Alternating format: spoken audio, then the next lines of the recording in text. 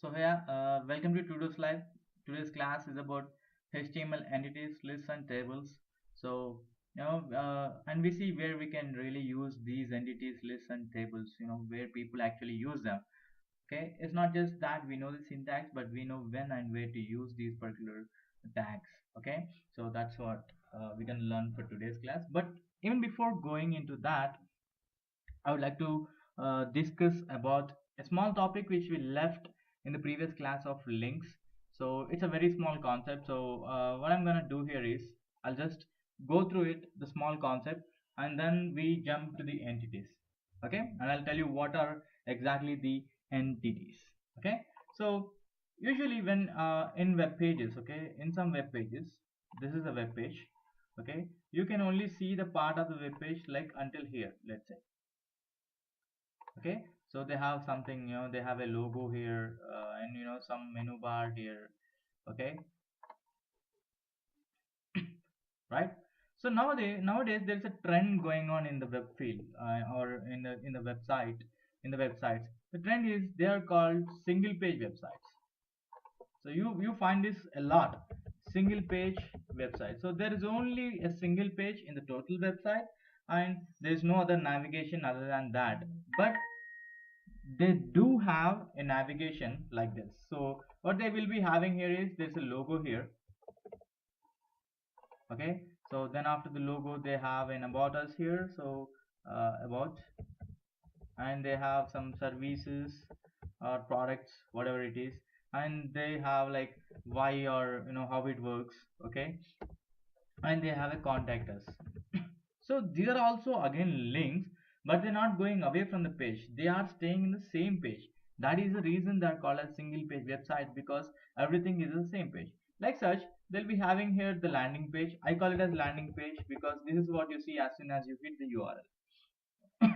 Okay, so that's the landing page, and here somewhere here they'll be having about us, and somewhere here at the very bottom they have services, and somewhere here they have why or how it works, and then at the very bottom they have contact us and a footer. Okay, so this is usually these single page websites, this is how they are really built actually.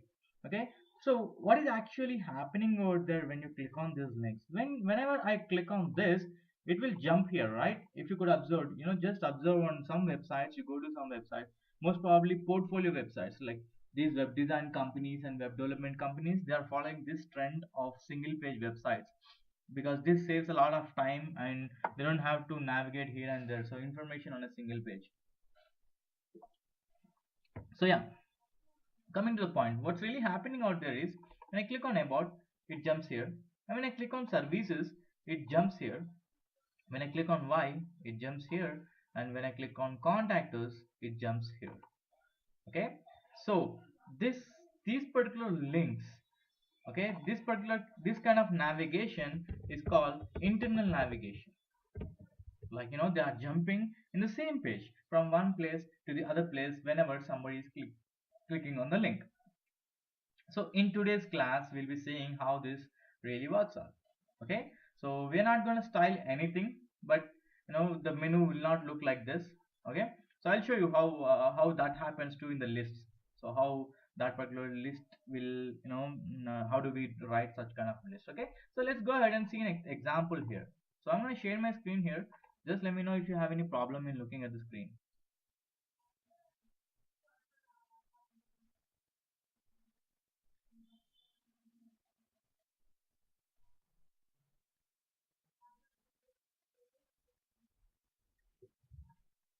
You see the screen here? You see my screen?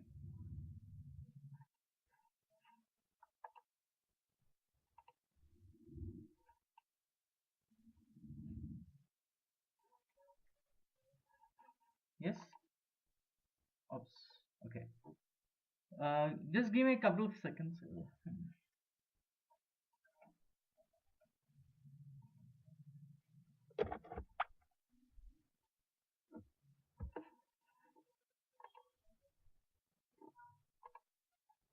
I'm switched to my LAN.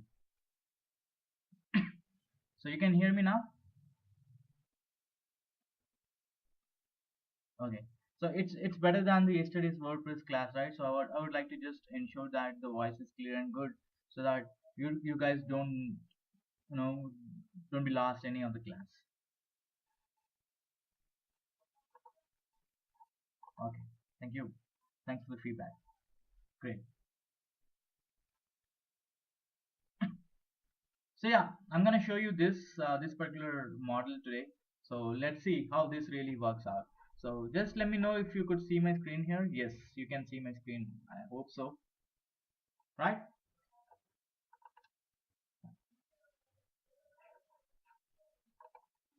So let's just start a new file here. So I'm gonna copy this. As I told you, this is really mandatory for every file. So you be better again do the same thing.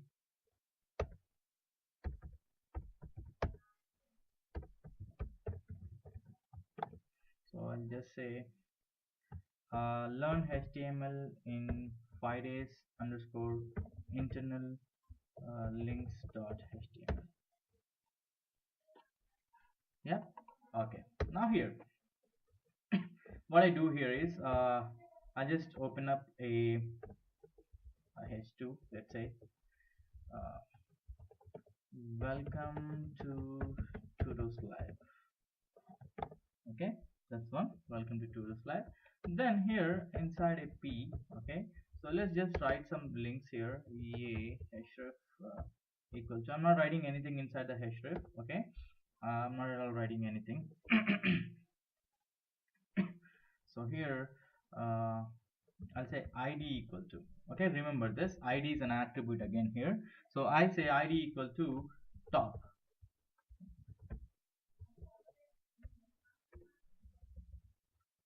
Okay, I say id equal to top. So I'll call this as bottom. Okay, just for the sake of it, I call it as bottom. Okay, all right, coming to here, I'll use a number of BRs here, so that it I need the scrolling. Okay, so then again I copy this.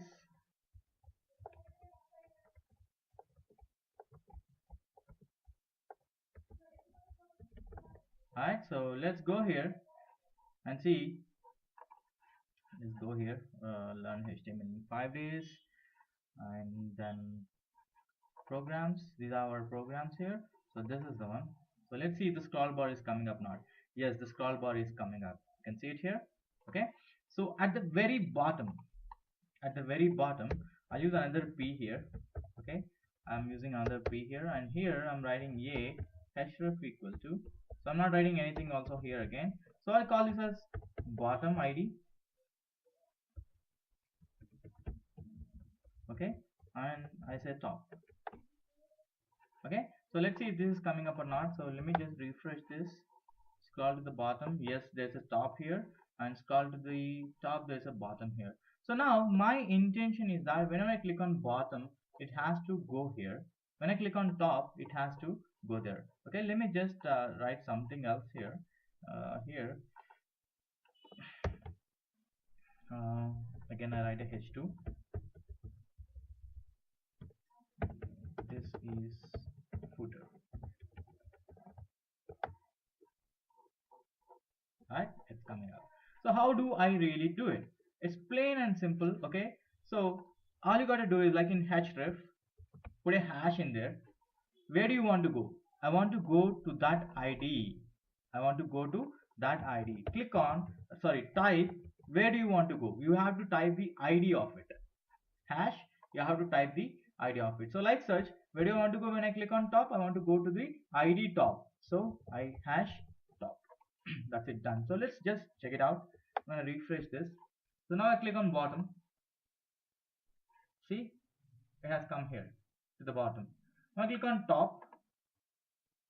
You can see here it has gone to the top. So bottom and top. Okay, so let us just do something else here. Okay, I would like to experiment here. So here I call this as top, and here I call this as bottom. Okay, and I'll just remove this ID here. ID should be only one, like the same IDs. Remember this thing. I'll discuss this in CSS too. Okay, so that just I'm tweaking, like previously there was an error. Let's see, for instance, if you click on this, it's going somewhere else and it's not showing up properly. So that's the reason I changed the ID to the H2. Now let's see. Click on here, it has come here. Now click on here, it has come here. So that's the reason I gave the ID to the H2. So this is how you are supposed to do internal navigation like such. The same concept is used here also. So whenever they click on about, they give an ID to this hash about, and the href hash about. You just check it out. I mean, you go to any other website, okay, a single page website, and you will find this. You'll definitely find such kind of navigation, and that's really important. Not only just this, but you'll find in some other websites where there's an infinite scrolling. Okay, you see, like Pinterest, you scroll infinitely and it comes to the bottom. What if you want to scroll to the top at once? So there's an arrow mark. You see, you'll find even this also in like such some things like this in some websites, like not exactly this weird shape. Even that is done using the same concept, internal navigation. Alright, sometimes you see click to top. So whenever you click on it, it goes to top. Okay, that's the same logic again. Meaning they use the same logic to go to the top. Right? So that's about internal navigation. I suggest you do this concept, like take this as an assignment. Okay, if you want to practice, take this as an assignment. So whenever somebody clicks on about, it has to jump to about us. Somebody clicks on services, go to services. Somebody clicks on why, go to why. Contact us, like such. Do a small experiment by yourself so that you have a better practice. Okay, am I clear here?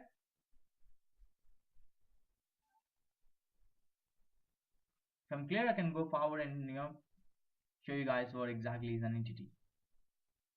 Yes. Okay, so now let's do another small experiment regarding the entities itself. Okay, so let me just open a new file here. I'll copy this here.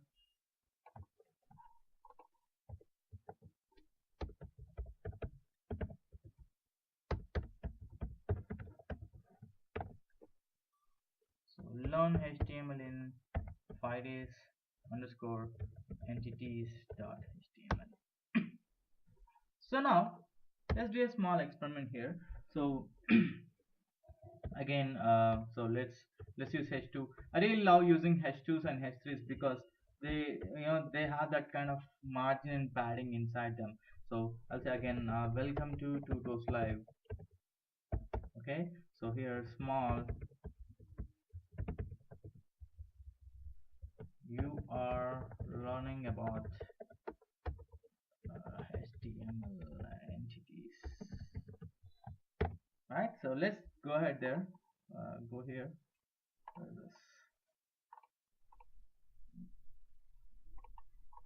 So this is it. I click on it. Yeah, absolutely, they're coming good. Alright, so here now, okay, I would like to write my name like this.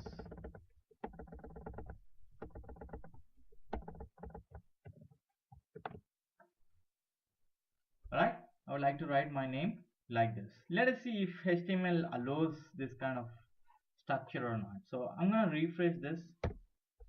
Oops, there's only one space. I typed somewhere around 5 to 6 spaces between each letter, or some 3 to 6 spaces between each letter, but it still has only one space allowed. So what do you get from this? That HTML can only support only one space. Okay, it supports only one space.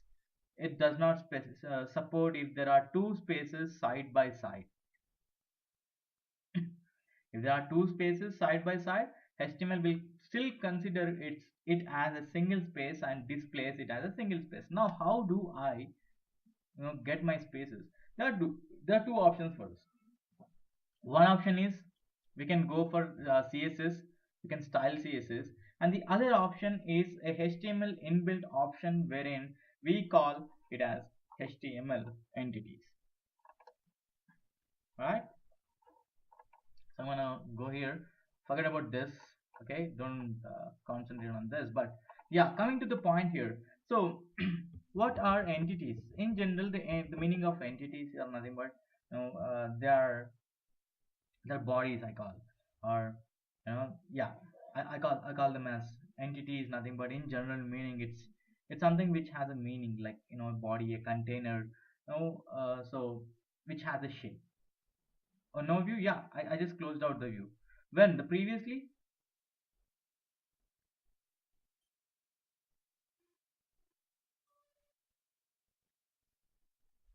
I closed the view actually. Okay, so what exactly the in HTML context entity means is that it's a symbol. So we consider even space as a symbol, or I say characters. Okay, characters, special characters. So some things which cannot be done using keyboards, like say you see this trademark, you see this copyright symbol, you see this registered symbol. Okay, everything is done using HTML entity. Okay, and for instance, what if you want a love symbol, what if you want a different symbol? Okay, so for such kind of things, for such kind of issues, okay, for instance, what if I want to print something like this, a less than b? Okay, so I mean, we need something special to display such kind of characters on the website or the web page. So for that same reason, we have HTML entities, and we have HTML entities in two types. One is named entity, so they have a name, and the other and the other is numbered entity.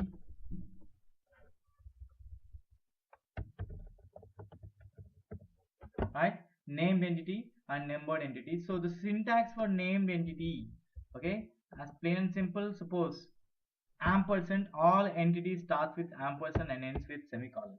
Remember this, all entities starts with ampersand and ends with semicolon, and in middle there is a name for it.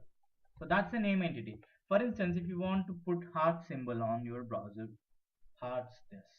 And now coming to the space, if you want to put space, non-breaking space.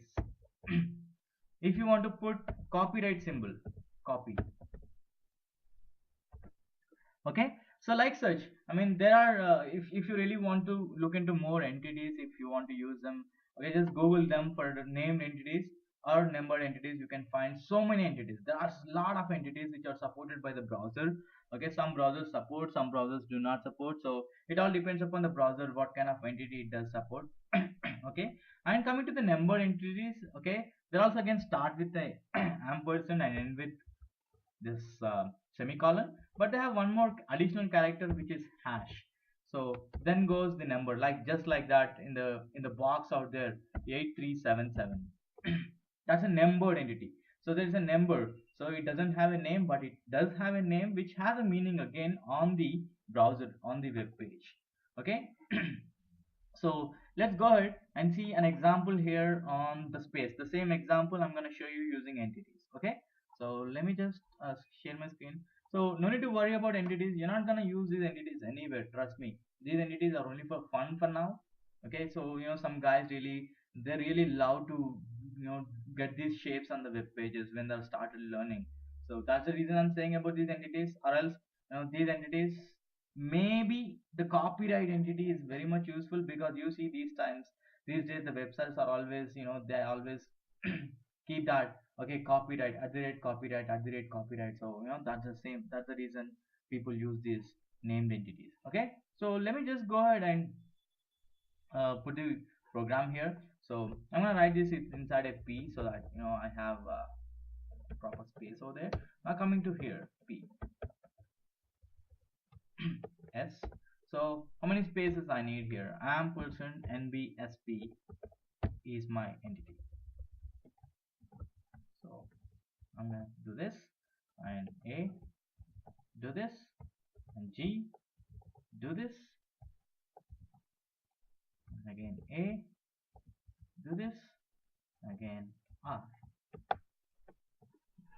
go ahead and refresh this. Yeah, it's right there. You can see it.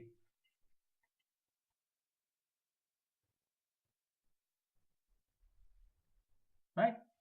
So that's about the space entity. So let's just put some symbols here. So just to show that copyright. Let's say P. So all copyrights. Okay, ampersand copy of this program belongs to www.tutorslive.com. So let's see if we have the copyright symbol or not. Yeah, you see it here, you have the copyright symbol. So I want to shift that copyright symbol to the top. Let's say, how can we do it? So here, sup and sup. So let's see here. So let's go here and refresh. Yeah, you see that? So this is how people actually do this. Everything can happen again in CSS, so you not worry about the entities. So that people sometimes feel that, do I have to remember all these entities? No, you don't have to remember anything in HTML. Okay, there is Google, there is Tutorslive, and there is me, so you don't have to remember, but just keep in mind that practice will let you remember all these things.